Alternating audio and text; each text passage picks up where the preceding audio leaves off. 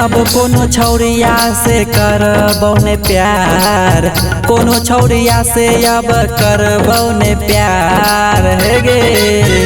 नए सालों में छौरी उठैबौ हथियार, नए सालों में छौरी उठैबौ हथियार। चाहे गे कटी छौरी जेल में जवानी, यार प्यार के है गे खत्म कहानी। सुन गे हाय या कही गो दिलबा टूटे छै बार बार, या कही गो दिलबा टूटे छै बार बार हे गे।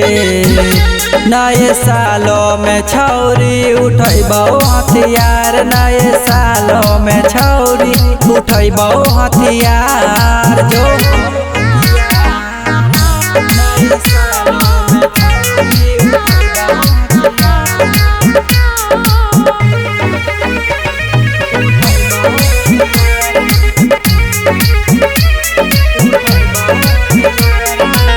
शुरुए से हम छौरी छियाए गे ढरकी, खुलेआम करबौगे अब गुंडे गरदी है गे। सुनली गे शुरुए से हम छौरी छियाए गे ढरकी, खुलेआम करबौगे अब गुंडे गरदी।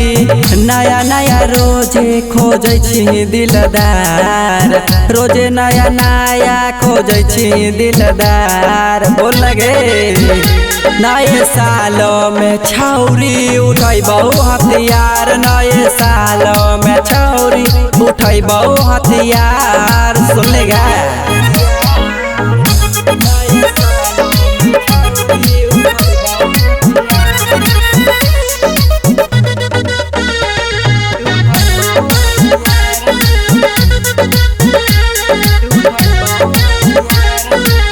दिलवा लगैला से होले बर्बादी, सबे लोग कहै छै आज अपराधी।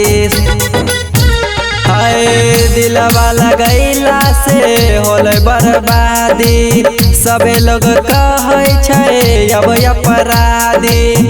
राइटर अमन ओमो रंगदार, रवि जी के साथे सौरभ हो रंगदार हे गे।